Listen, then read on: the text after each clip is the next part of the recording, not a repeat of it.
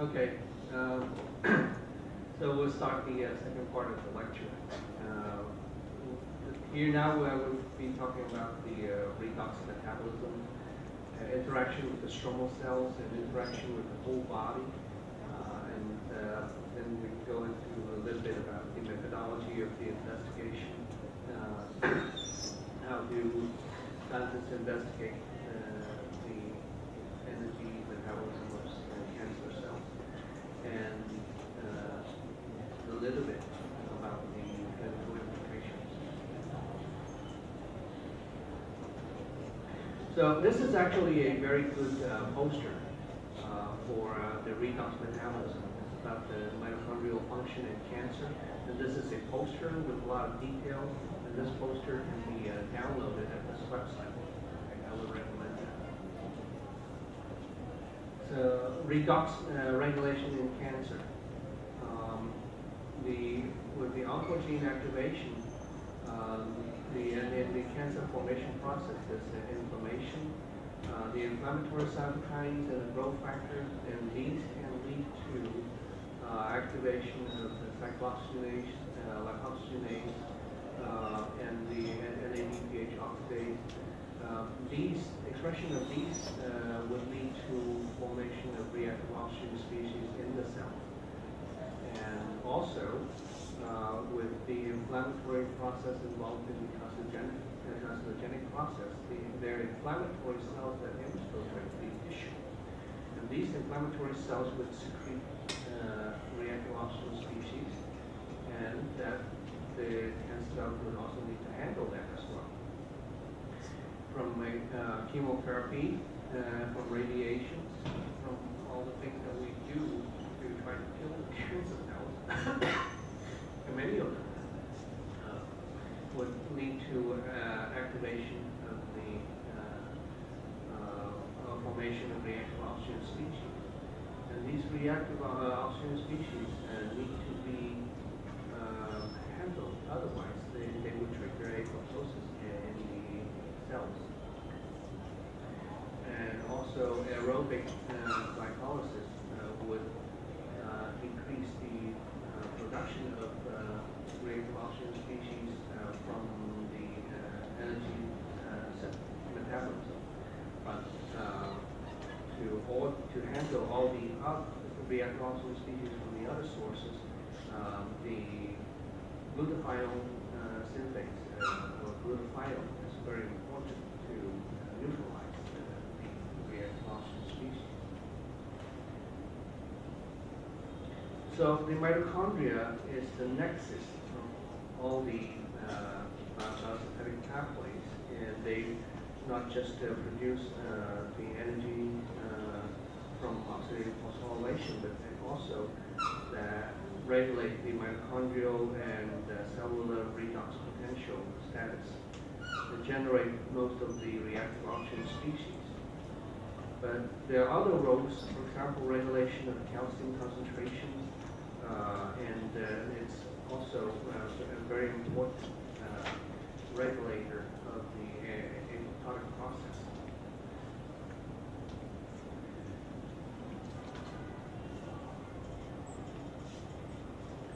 So,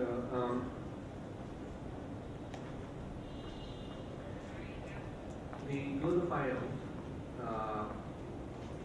synthesized by the glutathione synthase, and so that's the GSH, and the GGT is a gamma glutamyl transferase. So this cycles of pathways are important for the synthesis and the regeneration of the glutathione. And on this side of the pathway here, the glutathione pathway is also linked to the metabolism of single carbon, the methyl group of the SAM, the S-adenosylmethionine, is important for the synthesis of nucleotides as well. They're linked to the pathway involving the tetrahydrofolate.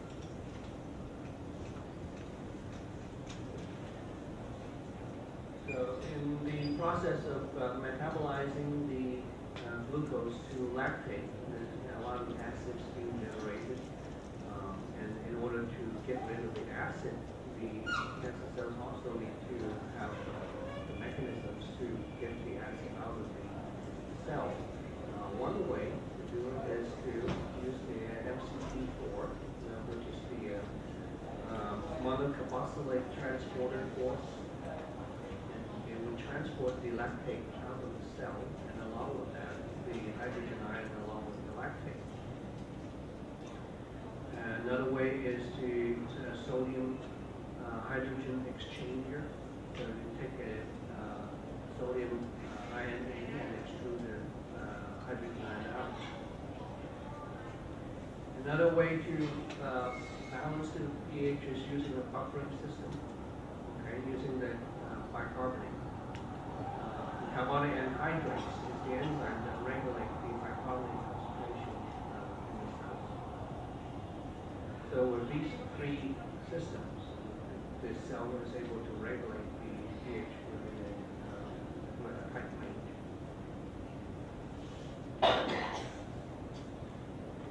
So when you look at a tumor, a cancer, there's not just the cancer cells in there. Okay? That lump has other things in there. They have cells that are not malignant. These are the connective tissue, the fibroblasts.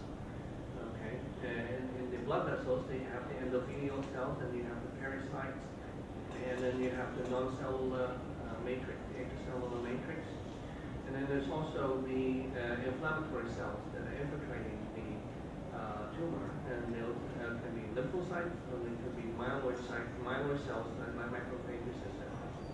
So you have all these different kinds of cells in the tumor. It's not just the cancer. Now, how does the cancer cells interact with these non-cancerous cells, so-called stromal cells? And lactate is the mediator that mediates the metabolic cooperation between the stroma and the glycolytic cancer cells. So here you see that the glycolytic tumor cell takes up the glucose, metabolizes the glucose through the glycolytic pathway to pyruvate. Then pyruvate is converted to lactate to regenerate the coenzyme. The lactate then is extruded through the MCP4. And then the lactate is now in the extracellular matrix. Okay? And this lactate needs to be taken care of. Okay? So the stromal cells, the cancer-associated fibroblast, or if the cancer is in the bone, it can be the mesenchymal stem cells. These cells would pick up the lactate, okay, through the MCP1. Lactate then is converted by LDHB. Okay? So here, the cancer cells have express LDHA, okay, but non-cancerous cells, the main form of the LDH is LDHB. Okay? And the lactate is converted back to pyruvate, okay, and then the pyruvate can then enter the oxidative phosphorylation pathway.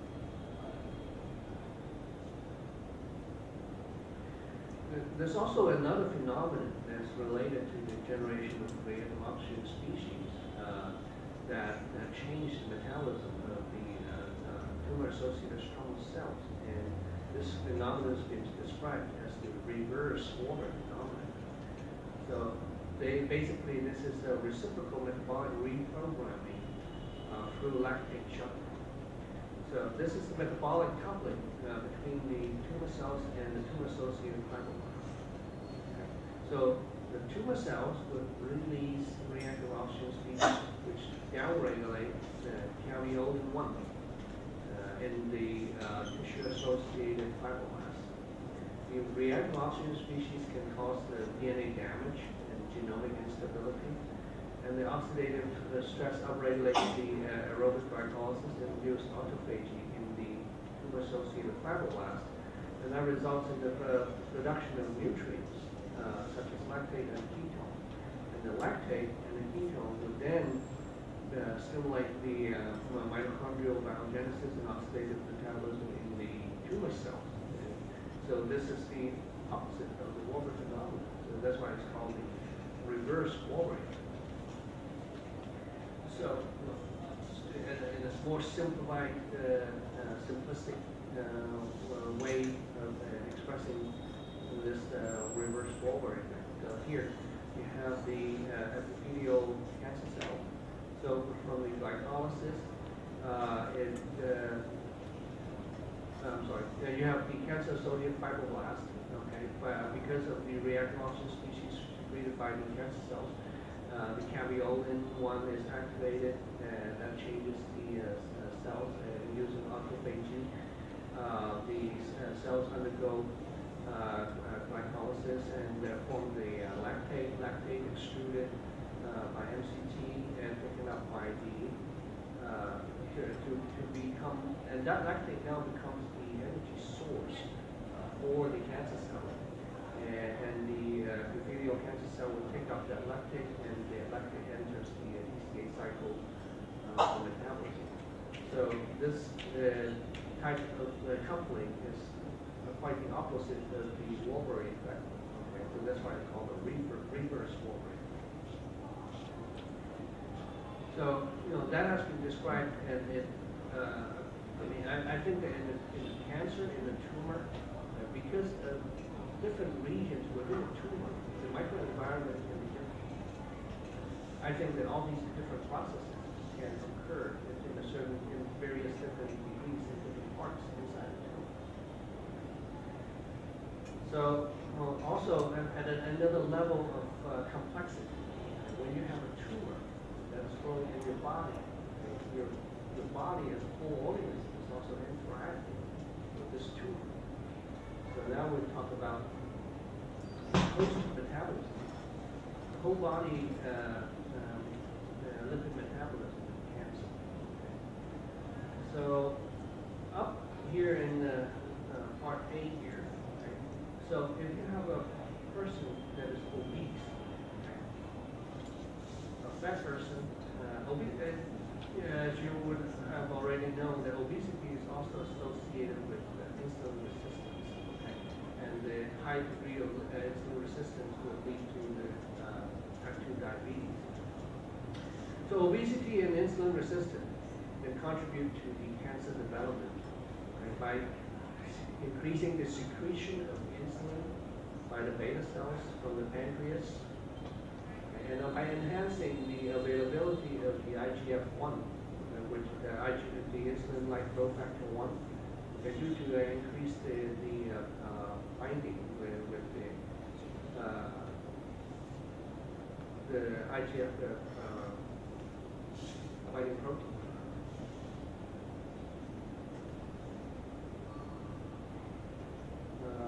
No, I'm sorry, this is wrong. I made a typo. So the availability of the IGF-1 is increased due to decreased IGF-BP binding protein. The secretion of the inflammatory cytokines by adipose tissue can also promote the transformation and the proliferation of the cancer cells. On this part here in part B, the tumor load would promote the breakdown of lipids of the adipose tissue of the cachectic patient. And the tumor cells can use the circulating free fatty acids as energy supply for the membrane biosynthesis and for signaling purposes. And the glycerol produced in the breakdown of the triglyceride can be used by for liver gluconeogenesis. So you can see here there's two extremes. Okay? So when your body is fat, okay, with obesity and insulin resistance, you have the insulin and IGF-1 to stimulate the growth of cancer. And then at a later stage of the cancer, or if you're skinny to begin with, or cachectic to begin with, or in a later stage when the cancer is causing the patient to have the cancer cachexia syndrome, the cancer is secreting all these cytokines that induce the fat cells in the patient to undergo lipolysis and release the fatty acid and all that and the cancer cells would use the fatty acid and the glycerol and use the fatty acid for synthesis and metabolism, and the glycerol released from the breakdown of the triglyceride will be converted by the liver to glucose, and the cancer cells will use the glucose. So obesity is associated with increased signaling through the AKT-mTOR signaling pathway. And you can see that with nutrient excess, the pathways going through the exon kinase pathway through ITK and PKC. And the nutrient excess going through the AKT-mTOR signaling pathway, and they will regulate the IRS. And the AMPK is also important in regulating the AKT-mTOR signaling pathway, and these would lead down to the mitochondrial dysfunction and decrease in energy metabolism, and this would lead to the decrease in insulin action on glucose. Meaning that they become insulin resistant. And insulin resistance and diabetes would then further interact with the cancer cells to lead to proliferation of cancer. So if you look at the epidemiologically, the body weight, the association of body weight with cancer risk, meaning the risk of developing cancer.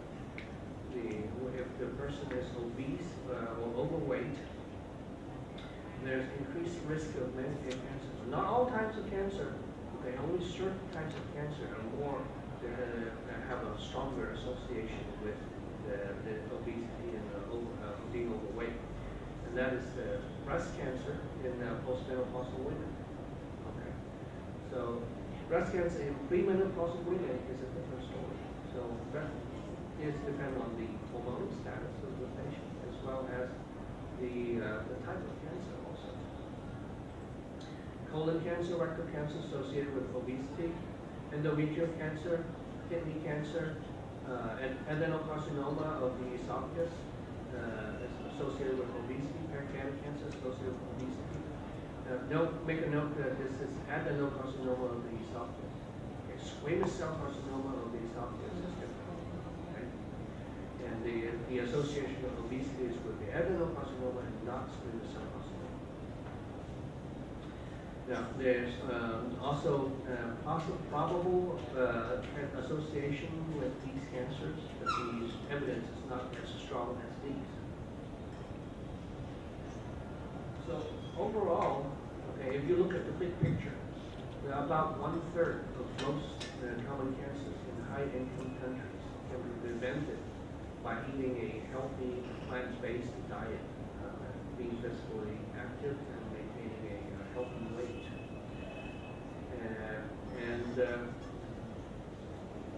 An additional 50,000 new cancer cases will be diagnosed in the 2030 due to obesity, if the current trend of obesity continues. Looking at this is just by looking at the data from 2009, and based on some of the percentages and doing some rough calculations to estimate how many cases of cancer in the United States can be attributed to obesity and overweight or diabetes. And you can see that different cancers have different importance in terms of contribution by obesity or diabetes. Right? So if you look at the association with obesity for pancreatic cancer, okay, so if there are about 12,000 cases attributable to obesity, there are 21,000 cases attributable to diabetes. For breast cancer, the association with obesity and diabetes are about the same. Okay. With the liver cancer, there's no association with obesity, but there's some association with type 2 diabetes. So different types of cancer, okay, have different associations with one or the other. Okay. But the big picture is, okay, that obesity and diabetes is associated with increased risk of developing cancer. So another piece of epidemiological evidence here that there's a paper published recently that associate that plot the relationship of the body mass index. Okay, so the higher body mass index you are, the more obese you are, and it's with the risk of cancer mortality expressed here as the hazard ratio. Hazard ratio of 1, meaning that you have no increase in risk of cancer mortality. Risk of higher hazard ratio higher than 1 means that you have increased risk of dying from cancer. So here, looking at the blue line and the cyan line, okay, this is the all-cause mortality. Okay, so no matter what you die of. So if you are obese, you are more likely to die. If you're underweight, you are more likely to die, no matter whether you're female or male. Okay, the cost may be slightly different. Okay, so we need to have a normal weight. Okay, so too fat or too thin would increase associated with the increase in mortality. But if you look at cancer mortality, okay, so if you are very underweight, the risk of dying from cancer is not much different from this line 1. Okay, so basically, if you're underweight, the risk of dying from cancer is not that high. But if your body mass index is higher than 30, okay, that's the definition of obesity. Okay, so BMI of over 30. If you're obese, then you have an increased risk of cancer mortality.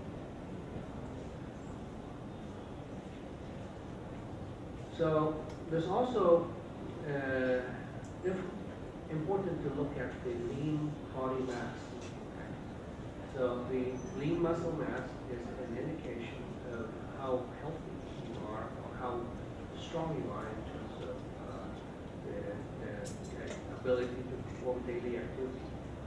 So what we call sarcopenia, the lack of muscle.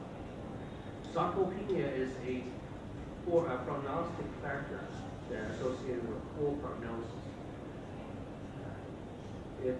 The patients that are sarcopenic are prone to treatment-related toxicities. They have delays in treatment because their inadequate ability to withstand the tough treatments associated with radiation, chemotherapy, or surgery.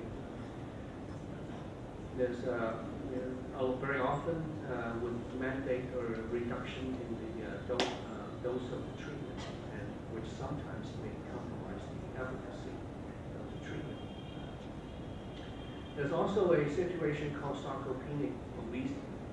That the patient is actually obese if you calculate the body mass index. That means they have a lot of fat, and too little muscle. Okay. So sarcopenic obesity also associated, and they're with the adverse outcome, and they're probably associated with the highest risk of adverse events in the course of the treatment of cancer. And this is a paper published in the Lancet Oncology and that demonstrate that the patients that are sarcopenic compared with the patients that are not sarcopenic, but all these patients are obese patients. So demonstrating that the sarcopenic obesity is associated with poor survival. So diabetes, as you know, type 2 diabetes is associated with insulin resistance, and it's part of the problem or complication of obesity quite often. And here, this is the data, this is reported from the data published in a paper in New England Journal of Medicine in 2011. And you can see that for different types of cancer, the log of the hazard ratio is different. Okay. For some cancers, the risk of the cancer death dying from